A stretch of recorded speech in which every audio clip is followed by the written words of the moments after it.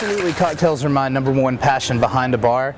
My philosophy on a cocktail is you have to have your meal started somehow, and you have to have it finished somehow, and that seems to be the best way to start it. It's sort of an ease into what you're doing. I match cocktails the same way that someone would match a glass of wine to a plate of food.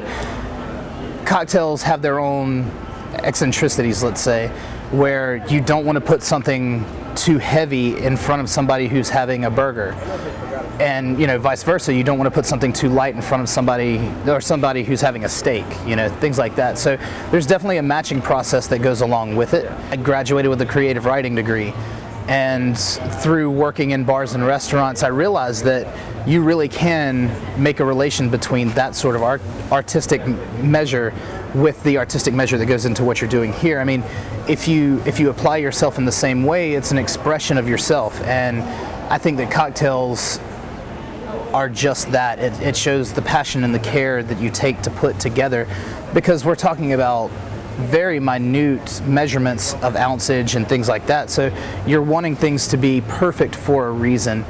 And when you get into that craft cocktail scene, there absolutely is an art form that goes along with that. What we do here that is sort of unique to Athens is we focus heavily on the creativity of our cocktails. We like to kind of stress homemade ingredients, homemade bitters, homemade syrups, homemade liqueurs, homemade liquors, infusions, tinctures, things of those natures, things that don't readily appear in cocktails just because of the easy way out. Tinctures, most people know those as holistic medicines, like an echinacea tincture or things of that nature.